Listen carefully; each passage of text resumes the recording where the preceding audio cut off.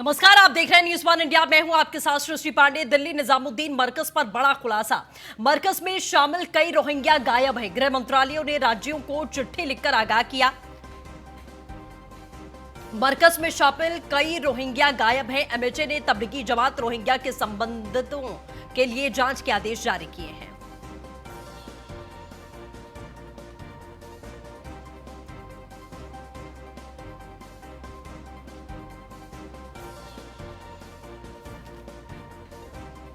तो ये बड़ी खबर आपको लगातार बता दें, दिल्ली निजामुद्दीन मरकज पर यह बड़ा खुलासा हो चुका है। मरकज में शामिल कई रोहिंग्या गायब हैं। ये बड़ा अपडेट आपको दे दें, गृह मंत्रालय ने राज्यों को चिट्ठी लिखकर इस मामले को लेकर आगाह कर दिया है। मरकज में शामिल कई रोहिंग्या गायब हैं इस समय।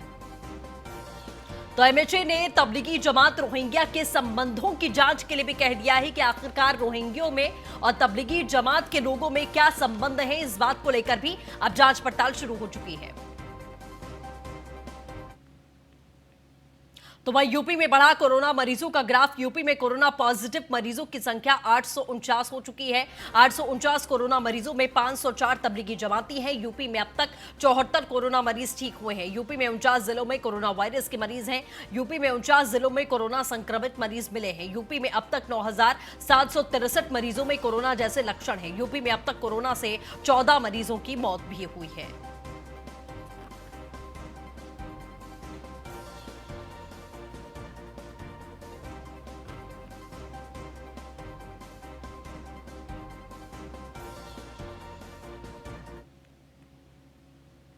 चलिए अब आपको ग्राफिक्स के जरिए दिखाते हैं यूपी के किस जिले में कितने कोरोना के मरीज हैं।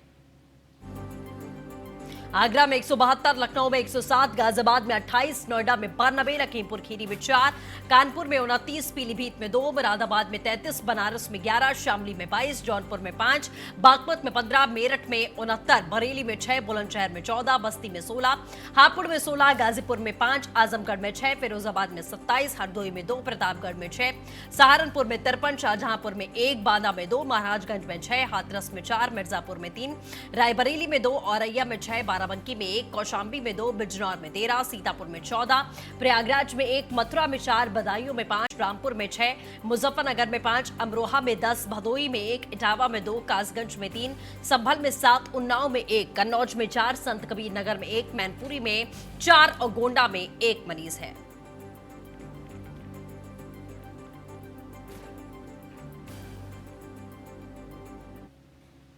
किस जिले में कितनी मौतें हुई हैं, यह भी हम आपको विस्तार से बताते हैं। बस्ती में 1, मेरठ में 1, 2, बनारस में 1, बुलंदशहर में 1, मुरादाबाद में 2, आगरा में 5, कानपुर में 1 और लखनऊ में 1।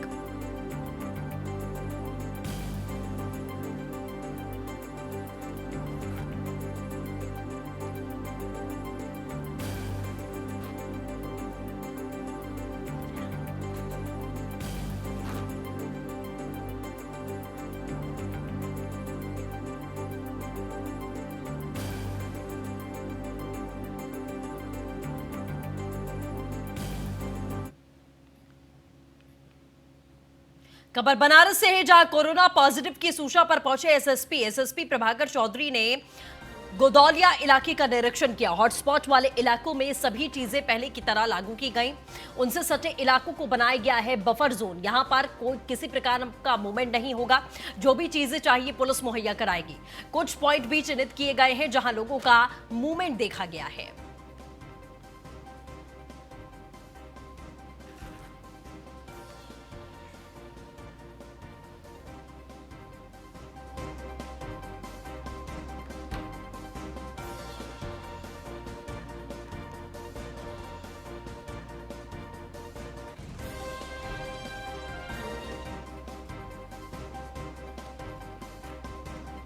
तो एसएसपी की तरफ से कहा गया है कि हॉटस्पॉट के इलाके में जो चीजें पहले लागू थी वही लागू रहेंगी।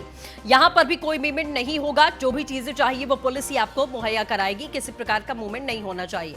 कुछ पॉइंट्स भी चिन्हित किए गए हैं जहां लोगों का मूवमेंट देखा गया है। तो कोरोना पॉजिटिव की सूचना पर पहुंचे हैं एसएसपी बनारस से बड़ी खबर आपको बता दें, एसएसपी प्रभाकर चौधरी ने गौदौलिया इलाके का निरीक्षण किया है। हॉटस्पॉट वाले इलाकों में सभी चीजें पहले की तरीके से ही लागू की जाएंगी। एसएसपी ने साफ तौर पर कहा, उनसे सटे इलाकों को बफर जोन करार दिया गया है। एसएसपी की ओर से कहा गया, यहां पर भी किसी प्रकार का मूवमेंट नहीं होगा, जो भी चीजें चाहिए पुलिस ही मुहैया कराएगी। कुछ पॉइंट्स भी चिन्हित किए गए हैं जहां लोगों का मूवमेंट देखा गया।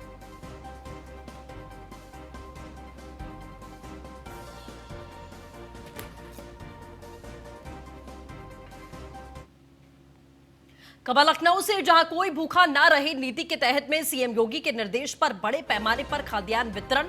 लॉकडाउन के दौरान यूपी सरकार की तरफ से बड़े पैमाने पर खाद्यान्न वितरण किया गया।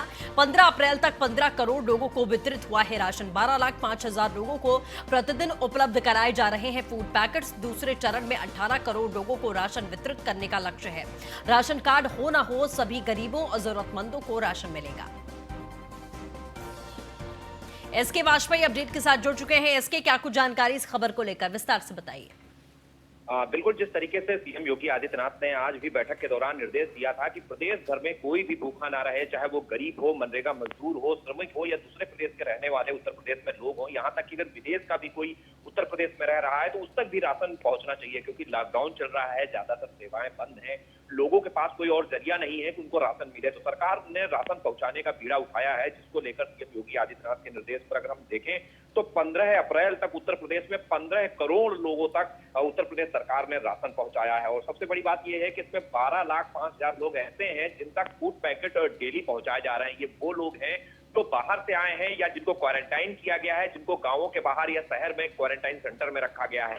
साथ ही साथ कई इसमें विदेशी लोग भी हैं जो दूसरे देश के हैं, जिनको शासन ने एहतियात के तौर पर कहीं भी रखा हुआ है, तो उन तक भी भोजन और जो फूड पैकेट्स हैं वो पहुंचाए जा रहे हैं। और जो दूसरा चरण अब शुरू होने जा रहा है, जो सीएम योगी आदित्यनाथ के निर्देश के बाद अब कल से शुरू होगा, उसमें 18 करोड़ लोगों को लक्ष्य बनाया गया है कि इन तक राशन और खाद्य सामग्री पहुंचाई जाए। और सबसे बड़ी बात ये होगी कि एक बड़ी शिकायत निकलकर सामने आ रही थी, विपक्ष भी लगातार कहीं न कहीं ये सवाल उठा रहा था कि जिनके पास राशन कार्ड नहीं है उनको कैसे राशन मिलेगा। तो सीएम योगी आदित्यनाथ ने निर्देश दे दिया है, तो अब कोई भी व्यक्ति हो, उसके पास राशन हो, कार्ड हो या ना हो, अगर वो जरूरतमंद है, गरीब है, तो निश्चित तौर पर जिला प्रशासन को निर्देशित कर दिया गया है कि उस तक खाद्यान्न और राशन पहुंचना ही चाहिए। जी चलिए, अपडेट के लिए बहुत बहुत शुक्रिया एसके।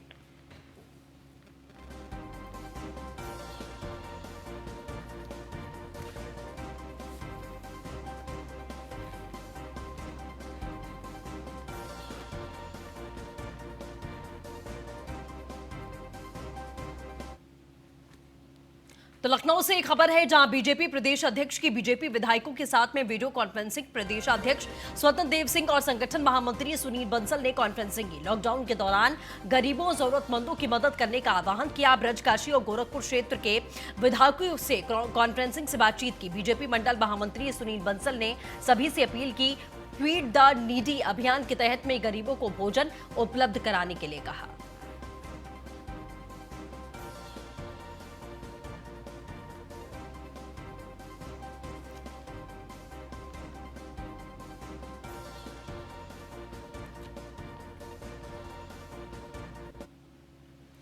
खबर लखनऊ से है, जहां डीएम ने बैंकों में लोगों की संख्या कम करने के निर्देश दिए हैं। बैंकों को मोबाइल एटीएम और कैश वैन की अनुमति मिली। डोर स्टेप डिलीवरी सेवा की अनुमति मिली। बैंक इन सेवाओं के लिए रोस्टर बनाए, किस दिन किस जगह सेवा दी जाएगी उसका रोस्टर तैयार हो। सोशल डिस्टेंसिंग और सैनिटाइजेशन के नियमों का पालन किया जाए। संबंधित बैंक की होगी किस प्रकार के उल्लंघन की जिम्मेदारी, लखनऊ डीएम अभिषेक प्रकाश ने बैंकों को निर्देश दिया है।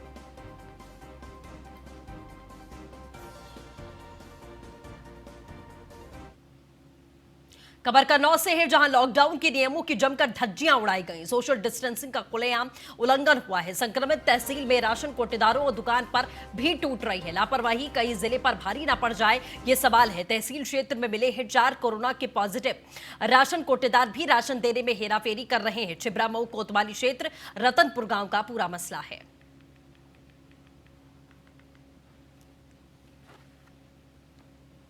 तो तहसील क्षेत्र में 4 कोरोना पॉजिटिव मरीज मिले हैं। कन्नौज से बड़ी खबर आपको लगातार हम बता रहे हैं। राशन कोटेदार भी राशन देने में हेराफेरी करते हुए यहां नजर आ रहे हैं।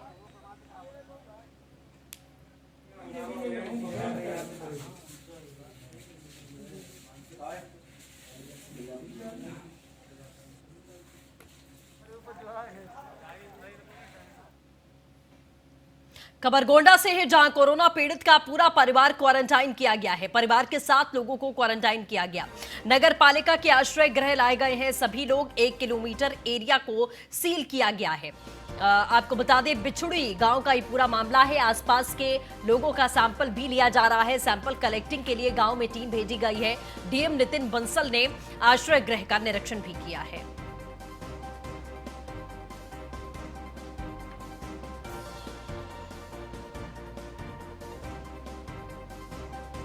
स्विट्जरलैंड की खूबसूरत पहाड़ियों पर चमकेगा तिरंगा। जी हां, कोरोना के खिलाफ लड़ने वाले देशों के ध्वज प्रोजेक्ट किए गए हैं। प्रोजेक्टर के जरिए पहाड़ियों पर दर्शाए गए देशों के राष्ट्रीय ध्वज कोरोना के खिलाफ सद्भाव का संदेश देने के लिए एक अच्छी पहल और अनोखी पहल भी कही जा सकती है।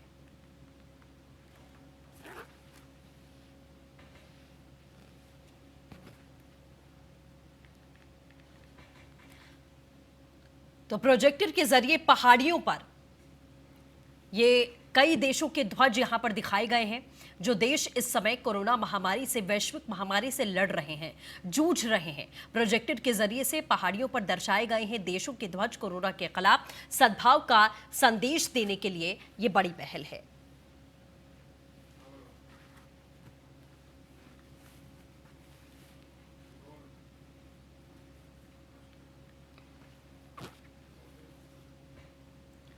खबर लखनऊ से, जहां 20 अप्रैल के बाद से मनरेगा के कार्य शुरू कराए जाने को लेकर निर्देश जारी किया गया है। बता दें, प्रमुख सचिव ग्राम विकास विभाग मनोज कुमार सिंह ने जारी किए हैं निर्देश। सिंचाई, जल संरक्षण, वर्षा जल संचयन जैसे कार्यों के लिए निर्देश जारी किया गया है। तालाबों की सिल्ट सफाई, चारागाह संबंधित और अन्य कार्यों के संबंध में जारी किए गए निर्देश सोशल डिस्टेंसिंग का कड़ाई से पालन करते हुए कराए जाए।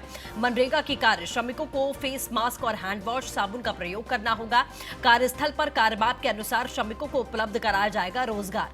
प्रदेश के समस्त जिलाधिकारियों और जिला कार्यक्रम समन्वयक को जारी किया गया है निर्देश।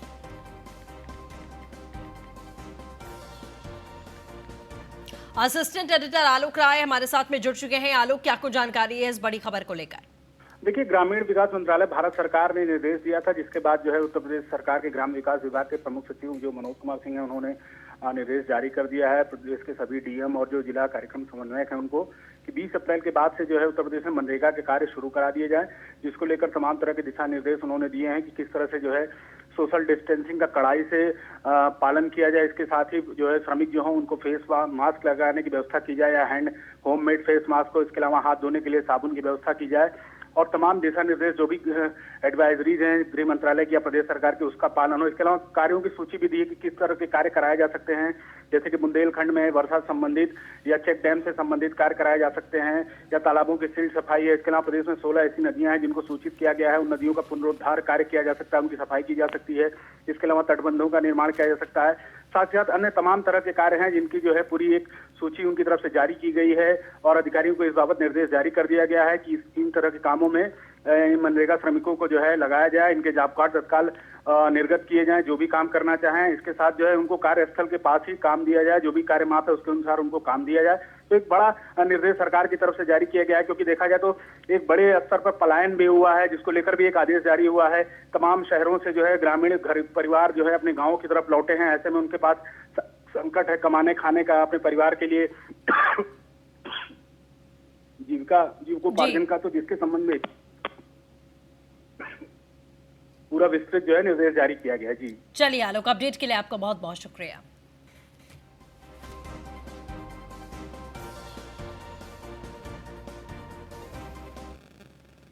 खबर लखनऊ से है, जहां योगी सरकार ने लॉकडाउन में बांटे हैं 15 करोड़ लोगों को राशन। 15 अप्रैल 2020 तक 15 करोड़ लोगों को राशन वितरित किया गया। 12,05,000 लोगों को रोज फूड पैकेट उपलब्ध कराए गए। दूसरे चरण में 18 करोड़ लोगों को निःशुल्क राशन दिया जाएगा।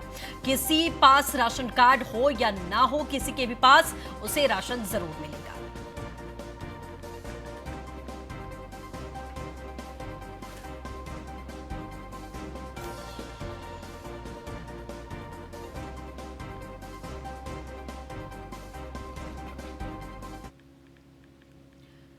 तो नोएडा से एक बहुत चौंकाने वाली खबर है, जहां टिकटॉक पर लाइक न मिलने पर खुदकुशी का मामला सामने आया। 18 साल के एक युवक ने पंखे से लटककर अपनी जान दे दी है। कुछ समय से युवक के वीडियोस को लाइक नहीं मिल रहे थे।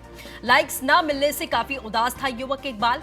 नोएडा के सेक्टर 39 के सलारपुर गांव का मसला है। टिकटॉक का जादू इन दिनों लोगों पर, खास तौर पर युवाओं के सर पर चढ़कर बोल रहा है।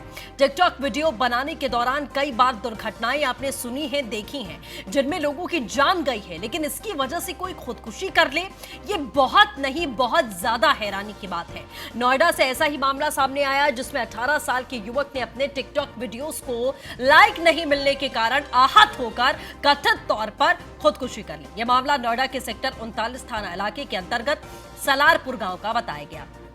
बताया जा रहा है कि यहाँ इकबाल नाम का एक युवक अक्सर टिकटॉक पर वीडियोस बनाकर अपलोड किया करता था। उसे वीडियो को जब लोग खूब पसंद करते थे तो खुश होता था, उत्साहित होकर नए वीडियो बनाता था, लेकिन बीते कुछ समय से उसके वीडियो को लाइक्स नहीं मिल रहे थे, जिसकी वजह से वो उदास रहता था। अपने वीडियोस को लाइक नहीं मिलने से वो इस कदर परेशान हुआ कि उसने गुरुवार को देर रात अपने घर में पंखे से फंदा लगाकर कथित तौर पर अपनी जान ले ली। तो ये बहुत हैरान करने वाली बात है। हादसे आपने सुने हैं, देखे हैं, जो अनजाने में होते हैं, लेकिन जानबूझकर टिकटॉक के वीडियोस पर लाइक न मिलने पर खुदकुशी, जाहिर तौर पर यह पागलपन है।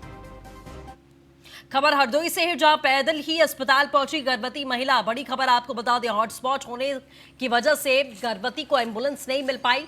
मल्लावा में शासन के निर्देशों पर लागू किया गया हॉटस्पॉट के कारण इलाके में लोगों का आवागमन, गाड़ियों का आवागमन पूरी तरीके से बंद किया गया है।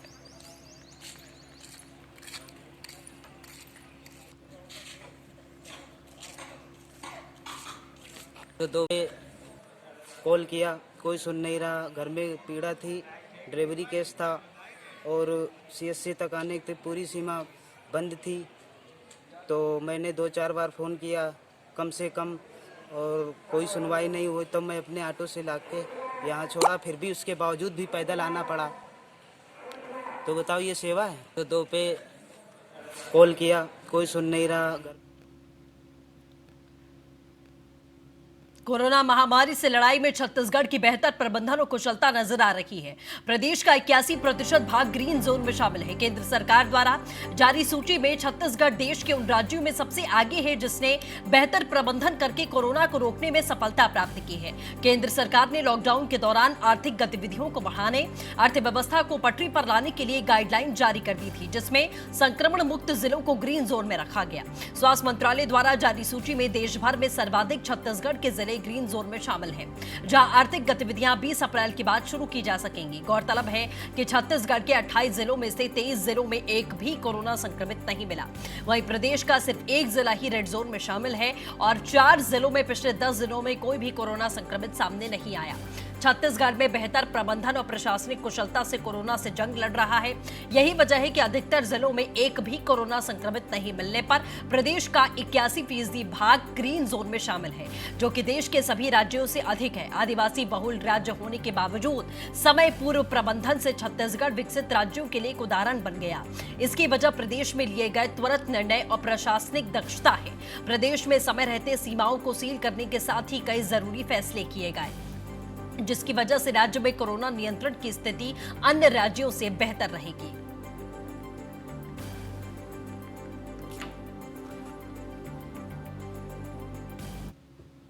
इसी के साथ फिलहाल इस बुलेटिन में बस इतना ही। तमाम खबरों के लिए बने रहिए न्यूज़ 1 इंडिया के साथ। नमस्कार।